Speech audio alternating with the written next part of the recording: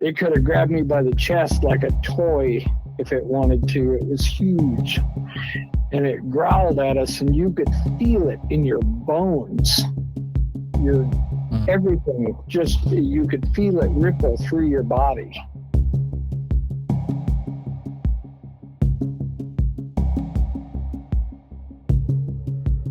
My wife stopped and looked at me, just panicked.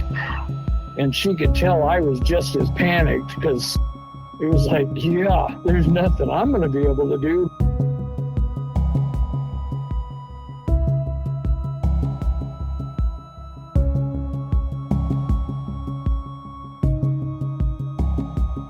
I said, don't run, keep walking, get in the house. That's your only goal.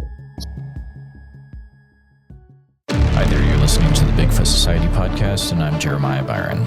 Every week I talk to individuals who have experienced Sasquatch in some way or another, so you won't want to miss an episode. Make sure you're subscribed on the platform that you're listening to, and share this episode with a friend. It does not cost a thing, and it helps the show continue to grow.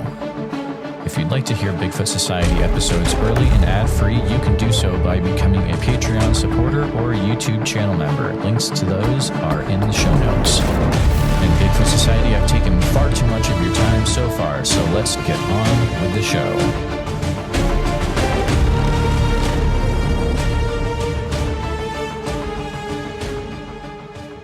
Is this not working tonight? Oh my goodness. Oh, yeah. Bill, I'm going to call you back right now. I apologize. Let's see. This is going to take a minute. I have to call him the old-fashioned way real quick. Okay. Hello? Hey, Bill. Hey, who's this? Hey, this is Jeremiah. Oh, hey, man. Hey, calling you back. Sorry. Yeah, I didn't have it set up right on my side, so it's my fault. But thank you so much for calling. What's going on, Bill? I didn't get a chance to listen to your voicemail. Yeah, what you got going on? I just basically rambled about it's a terrifying event to see these things. It's not a Harry and the Hendersons feeling. There's no warm fuzziness to it.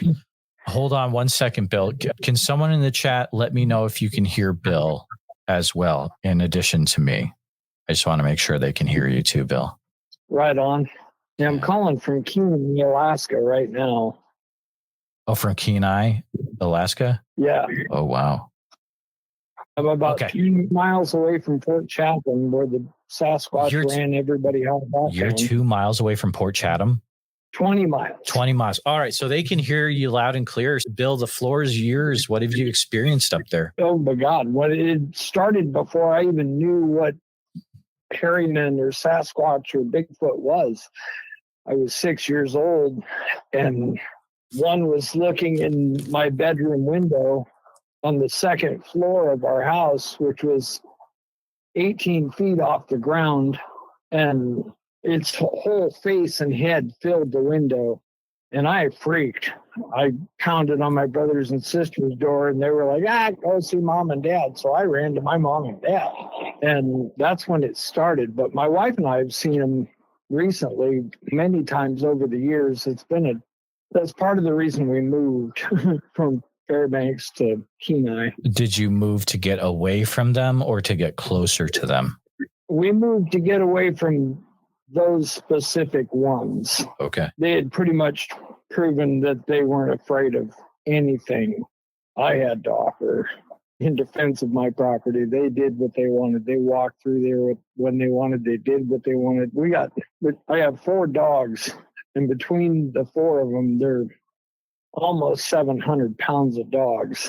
And the dogs would just be terrified, absolutely worthless for any kind of protection at that moment when they're hiding behind you. They don't do that for bear or moose or anything else. They'll gladly go after those. They would chase my dogs back to the house. What kind of dogs? I've got an English Mastiff that's 248 pounds, a Great Dane that's 200 pounds, a St. Bernard that's 160 pounds, and a half Husky mix that's 100 pounds. He's the lap dog. They all think they're lap dogs, but they're not. But they're huge. And to see him go after a grizzly fearlessly and then cower from stuff that we couldn't see, it was terrifying. It was like, the only thing I could tell my wife was we had no running water at our house. We were building it. So we would go to my mother's house to bathe. And then at night we would walk home, and we had this 100-foot long trail that snaked up through the woods. And there was one about 10 feet from us in the dark. You could see its hand because we had left the kitchen light on in our house, and my mom had her porch light on. So we had placebo amounts of light, but you could see its hand, and it was well bigger than my chest. It could have grabbed me by the chest and picked me up. I'm 5'6". It could have grabbed me by the chest like a toy if it wanted to. It was huge. And it growled at us, and you could feel it in your bones. Everything, just you could feel it ripple through your body. And I told my wife, because my wife stopped and looked at me just panicked. And she could tell I was just as panicked, because it was like, yeah, there's nothing I'm going to be able to do but stall. I told her, I said, don't run, keep walking, get in the house. That's your only goal. So she turned and she started walking towards the house and walked about 50 more feet up the trail, and then boom, into the house and slammed the door behind her. So I finally started walking, and it was all I could do to stand there for 15 seconds to give my wife time to get into the house. And then I started walking, and it let out this grumble, and then you could hear it take off in the dark. And as soon as I heard it running away from me, I ran away from it. I know it wasn't running away from me. It wasn't afraid of me. It was just done scaring me. But they seem to get off on scaring people. So we put up with it for 15 years and left. We couldn't deal with it no more. So you had encounters like that for 15 years. What was the thing that broke the camel's back? Because if you put up with 15 years, it would have had to been something wild that happened that made you like, okay, this is it. Well, the slapping on the house where it would shake the whole house and knock pictures off the walls, and the growling and the constant terrorizing, they seemed to like to scare the dogs a lot. To just keep the dogs in the house. No, we're out here. We're going to hang out here. We're going to do what we want. You're stuck in there. And because you couldn't drag them out. You physically could not drag them outside. They would not go. Sure. And more often than not, they would block the door with their bodies. 2 or 3 dogs sometimes hold the door shut just so I couldn't go outside to have a cigarette. I took that as my sign from God right there. It was like, yeah, no, I'm not going to open that door. I don't need a cigarette that bad. Yeah, no cigarettes today. Did you ever get a good, clear look at the face of the creature? Yes, I've seen several of them much closer than I'd ever want to be to one again. I can tell you that. Their skin varies, but they all look human. In the face, human enough to recognize there's part human in there. Some kind of human. It's not all demon or whatever the hell they are. Are you able to describe the features that are in your memory from what you've seen over the years? Like they really like to mess with us. His skin was so black, it was almost blacker than black. It's hard to describe because he had his eyes would change colors. You'd see sometimes his eyes were white with a blue iris, and then white with a red iris, and brown. It was the same thing, but its eyes always changed. And sometimes at night, you could see red eyes, like emanating light out of the woods around the house. And it was like, yeah, no, we're not going outside tonight. We're done. We lived in the woods compared to what a lot of people think the woods are. How far away was your nearest neighbor? By then, they'd opened up a subdivision, and I'd warned all my neighbors that lived in the immediate area where I had seen them, look around you when you're outside. Don't just assume you're safe. Look around you when you're walking around, especially at night. And one of our neighbors had an incident where one roared outside of his house, and his house was 150 yards from mine. And I'm sitting on my front porch at 3:00 in the morning having a cigarette. We were having a pool tournament, and I had to smoke outside. So I went, sat on the porch. I had a bench, and I heard this crack, like a entire tree just broke. And then I heard that again and again. And then this roar came, and you could feel it hit you like a wave in the ocean, just splashed up against you. Have you ever heard any baby cries in the woods? Yes. Really? Right in Fairbanks, Alaska. I built my house 75 feet from my mom's house so that I could take care of her, because I had taken care of her all my life. She was suffering, hurting. And so we built our house 75 feet away so that we could get to her quicker.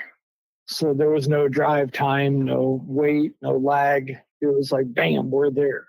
And we had all just got done eating Thanksgiving dinner. There was probably 15 or 20 of us, my cousins, aunts, uncles, brothers, sisters, whatnot.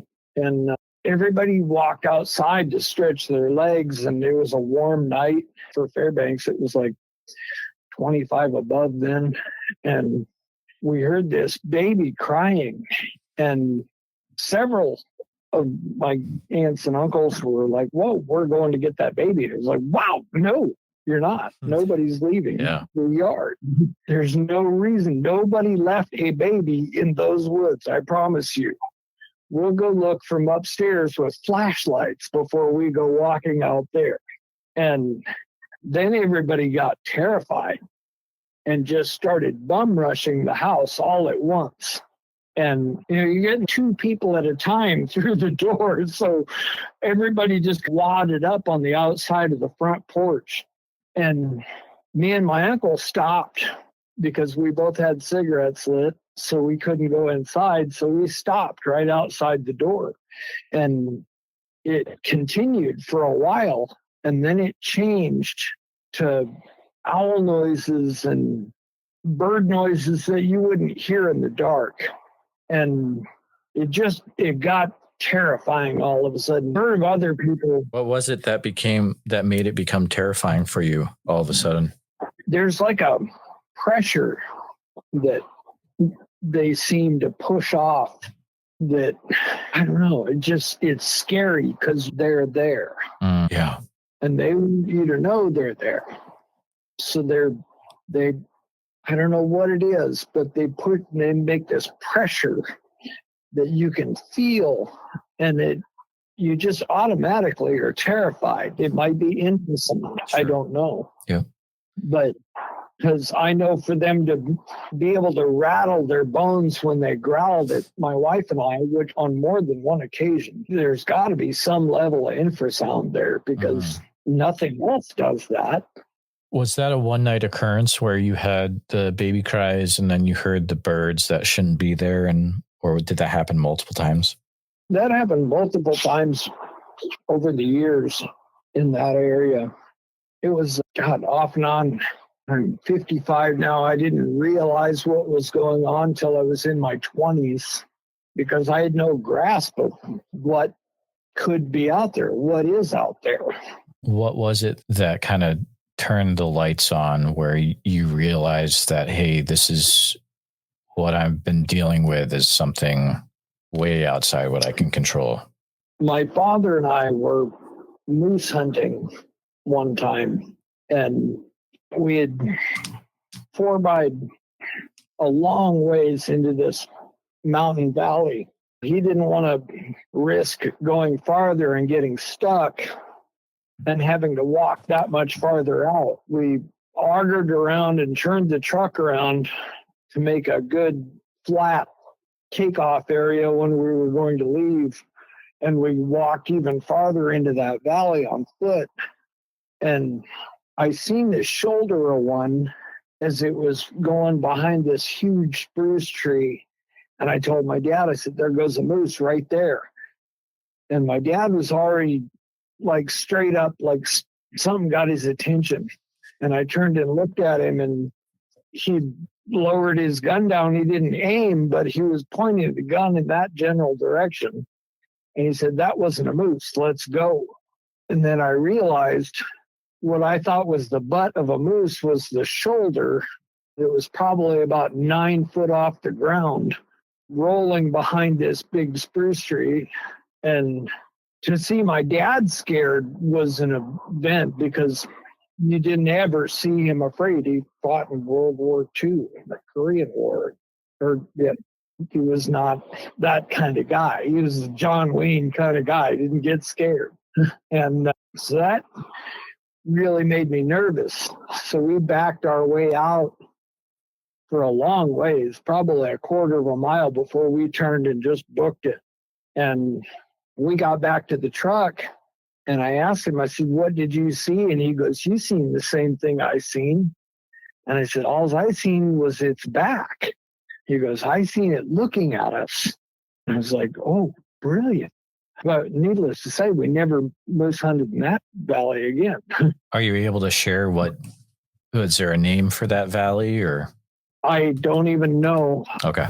We would just take off in his truck and go for miles and miles. And when you want to get big moose, you got to go deep into the woods, deep miles. This was before cell phones or anything, so I had no GPS or anything. It was just nothing but rolling hills up there in Fairbanks. You drive 40 or 50 miles out of town and start driving into the mountains and rolling hills, everything looks the same. Oh, sure. Yeah, definitely. Something I hear a lot from different interviews when it comes to Alaska is that the Sasquatch can be extremely aggressive up there. Is that something that you've run into from things that you've heard? The ones that my wife and I have encountered seem to be more aggressive than not. They weren't afraid to let you know they were there. Yeah, absolutely. And they weren't afraid of you at all. We were barbecuing one night outside of my mom's garage. Like I'm remembering this thing for Ma, because we were leaving. We were done. We couldn't be there no more. Mom had passed away years before, and it was time to go. And so we were doing one last barbecue and party at the garage, and one ran by the front of the garage while my wife was sitting out there, and scared her so bad she ran into the garage and closed the door and said, we're going home now.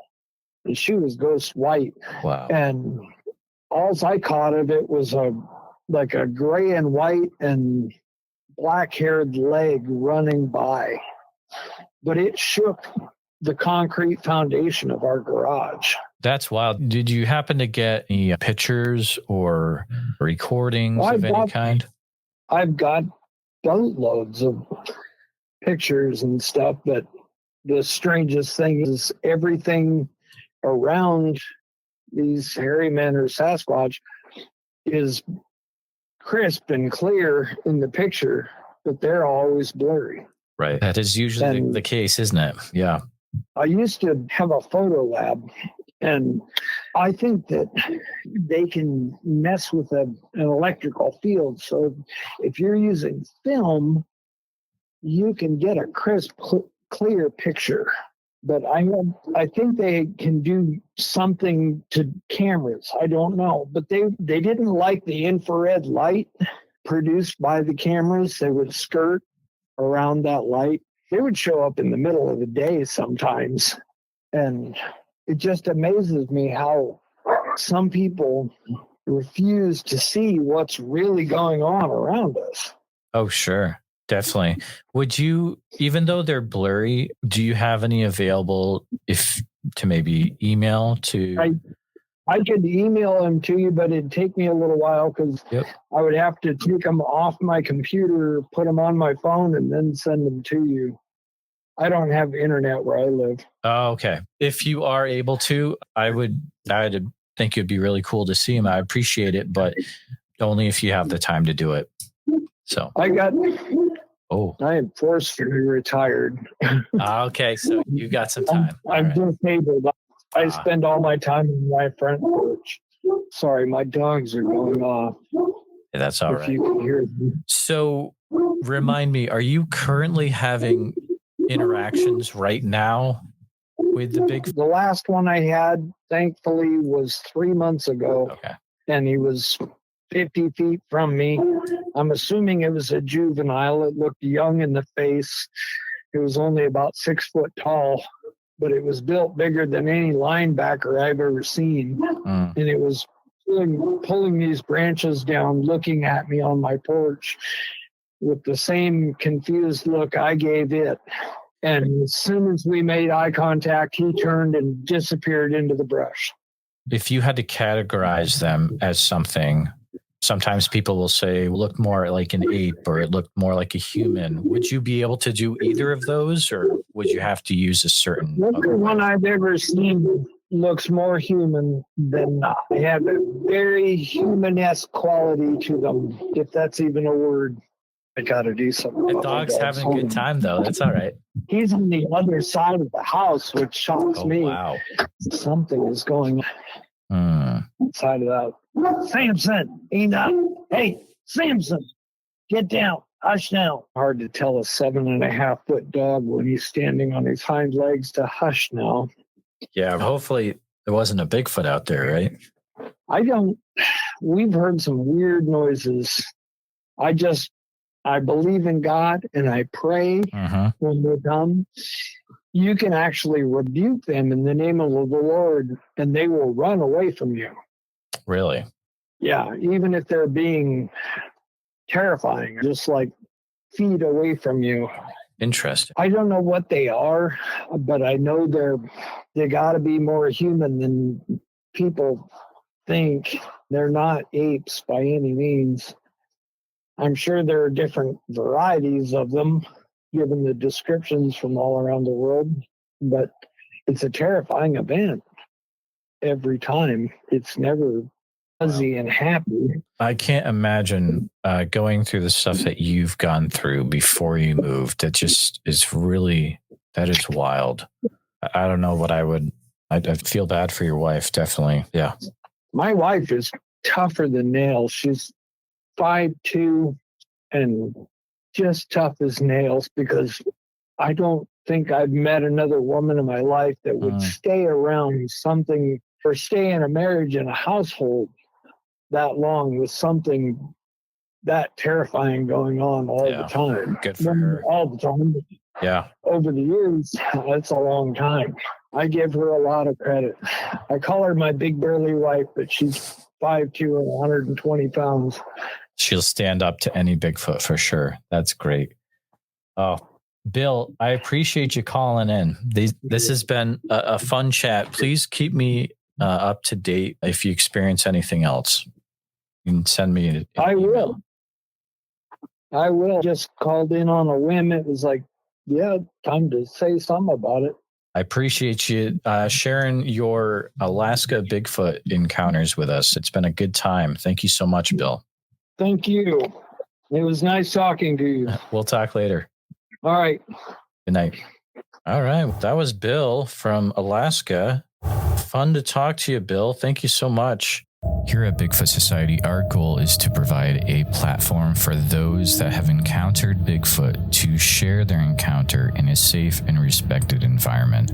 But we need to hear your story. If you've experienced something that you just can't explain, please send me an email at bigfootsociety@gmail.com. Then we can start the conversation. And I know a lot of you have not shared your encounter at all. It's been 20 years, and it's time that you get this off your chest, and then you can get some well-deserved rest, because I know you haven't been sleeping.